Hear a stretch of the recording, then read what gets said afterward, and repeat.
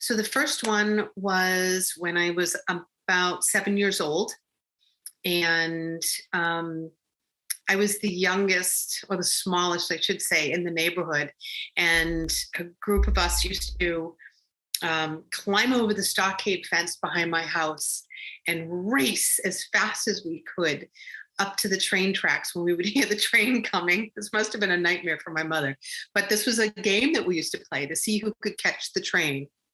I don't know why we did it, but anyways.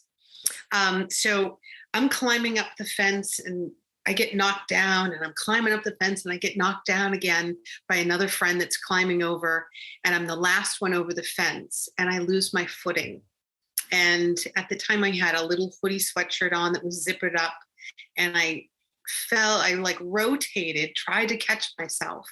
And when I did, my hoodie got stuck. My hooded sweatshirt got stuck on the stockade fence and I couldn't move, and it was choking me.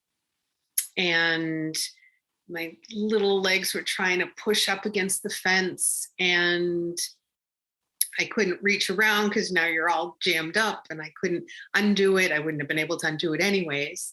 And I was struggling. I couldn't breathe.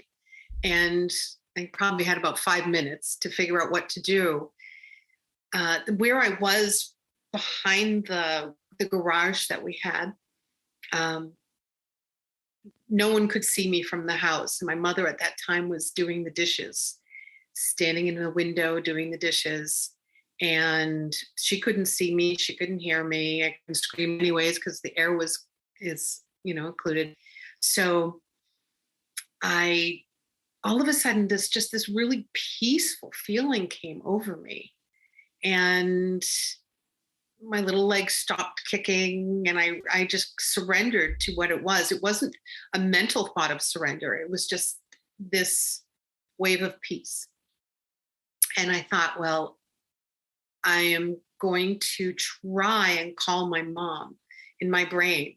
Somehow at 7 years old, I knew I could send a message to my mom through my mind and get her to come out behind the garage. And I kept saying, Mom, come out behind the garage, come out behind the garage. And then everything just went dark. There was like a letting go feeling, and everything just went dark. I felt like I was transporting through this darkness. I wasn't aware of anyone else there to come, take me the way. There was no tunnel. There was nothing. It was just darkness. And then I woke up in extreme pain. And when I woke up, I was on the grass about 6 feet away from the fence, and my mother was shaking me. And in that moment is what brought me back. And she kept saying, oh, she was so mad, but she was scared. And she said that I was just the worst color purple she'd ever seen. And she never wanted to see purple again. It was very dramatic for her, and I can only imagine. But when we talked about it later, she had said, something, she was freaked out because she was like, something made me come out there, made me come out behind the garage. She didn't know what. She said she just stopped. She still had soap on her hands. She left the dishes, came out to the back of the garage, and there I was. And I think that scared her the most, was her tapping into that ESP, or that additional, maybe mother intuition, you may call it, but that freaked her out more than I think me being hung.